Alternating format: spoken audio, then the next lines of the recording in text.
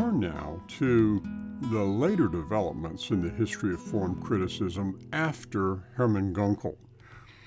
And we begin with probably the most significant individual after Gunkel in the field of form criticism, that is Sigmund Mowinckel. Mowinckel was primarily a specialist in the interpretation of the Psalms.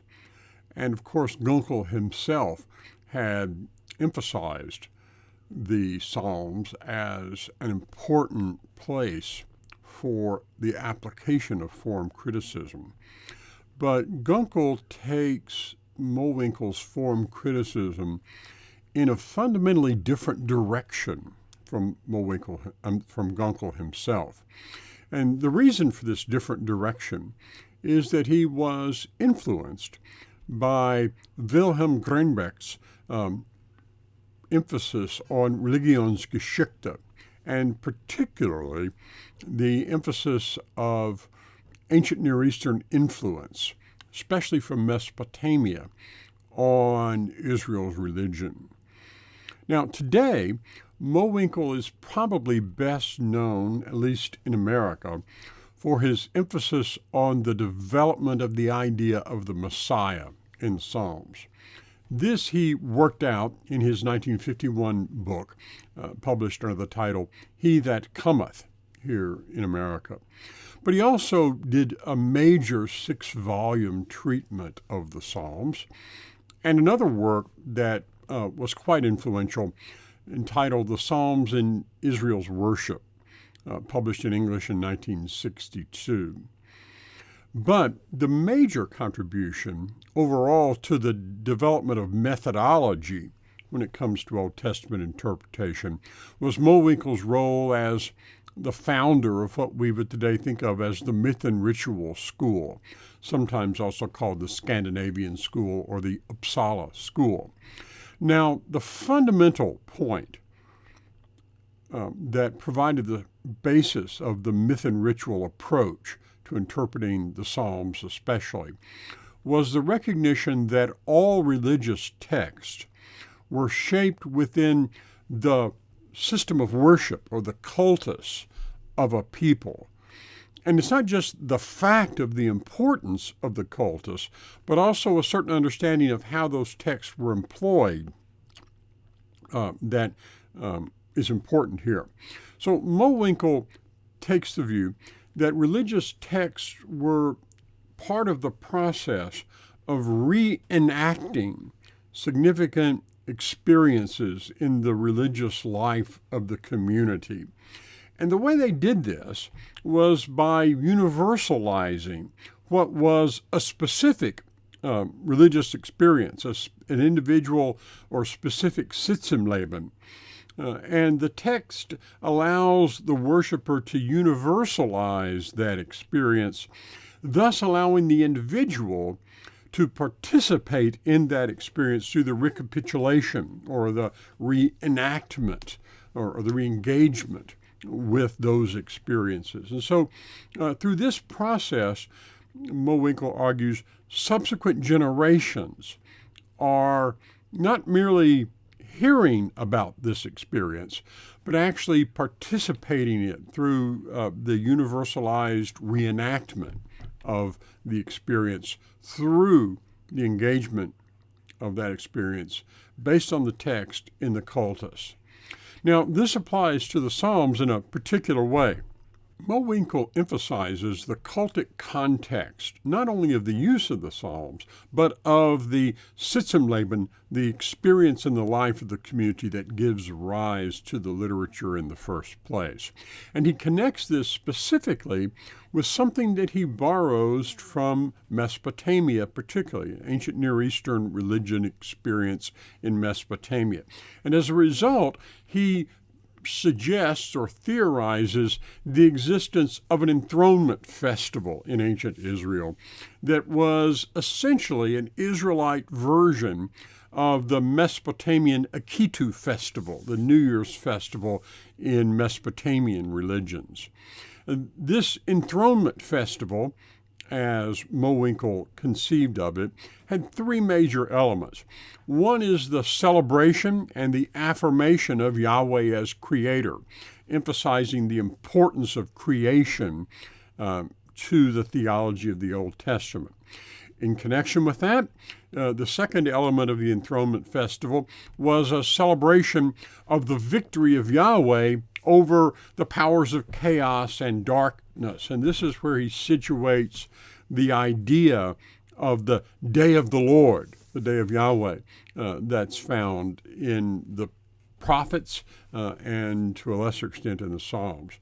The third element Mowinckel identifies as part of this Enthronement Festival is the establishment or the reenactment of the establishment of the rule of Yahweh as king through the enthronement or the celebration of the anniversary of the king. And so this focus on the king as the means by which Yahweh extends his rule over creation is a direct reflection of ancient Near Eastern thought in Mesopotamia and the role of the kings there. And all three of the elements that Mowinckel envisions as being part of this Enthronement Festival are key components of the New Year's Festival or the Akitu Festival from Mesopotamian religion.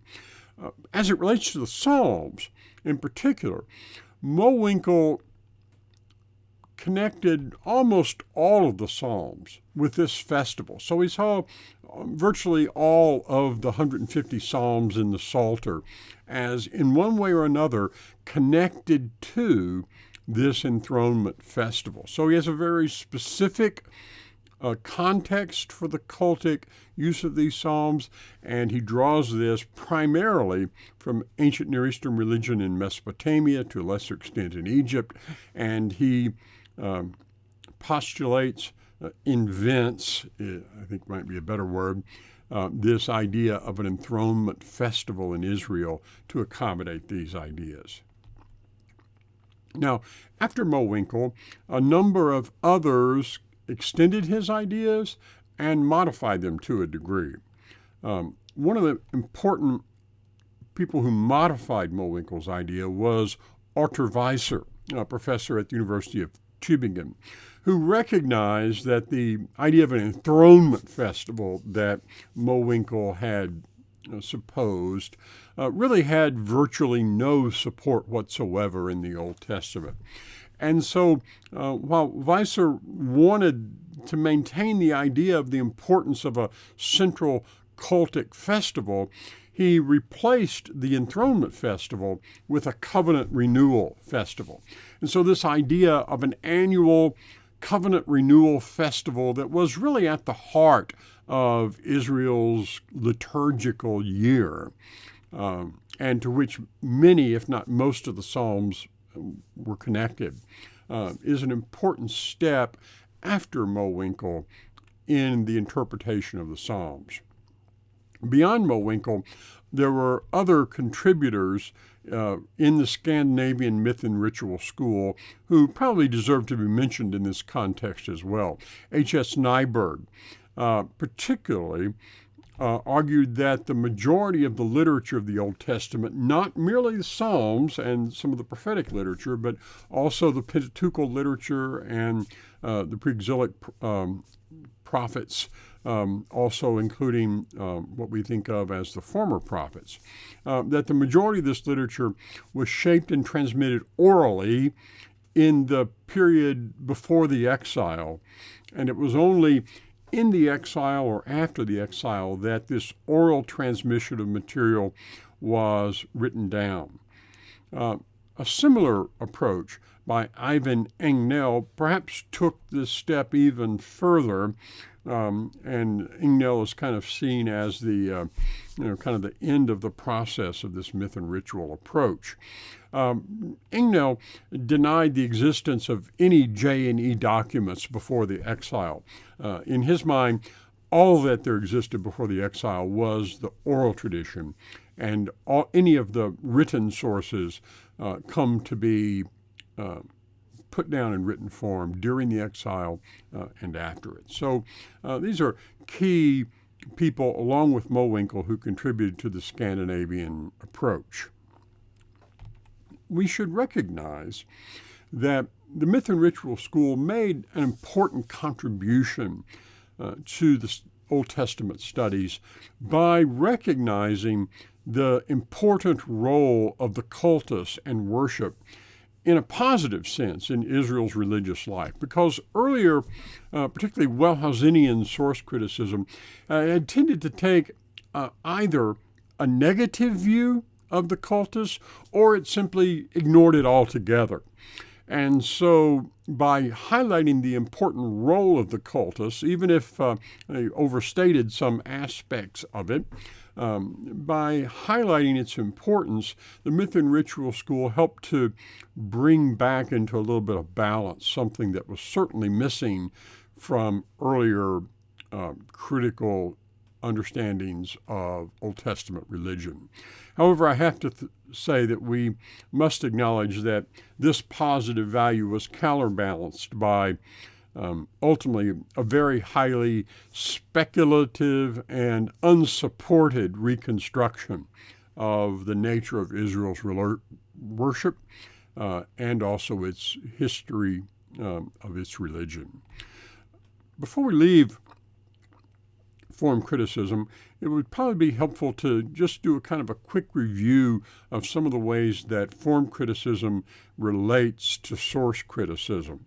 And I think we can do this by highlighting the differences between Wellhausen and Gunkel.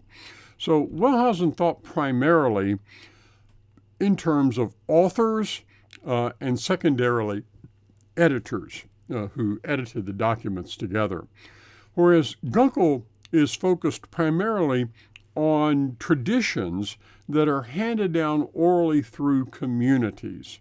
And so the documents become an afterthought in his consideration.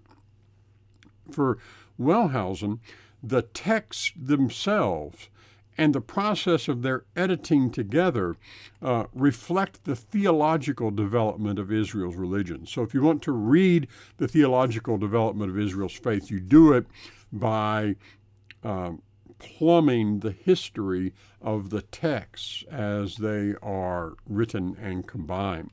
Whereas for Gunkel, the texts are the tombstones of the living oral tradition, and it's the living oral tradition where all of the theological development of Israel's history takes place. The texts themselves are only tombstones that mark the death of that religious development.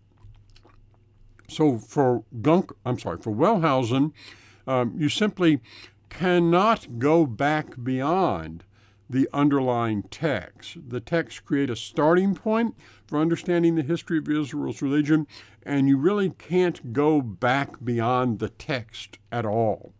Obviously, for Gunkel, he takes the absolute opposite view, namely that you must go beyond the text if you want to understand the religious life of the community, because you must engage the Sitzimleben, the religious experience that is the setting for the oral tradition that eventually comes to be expressed in the written text.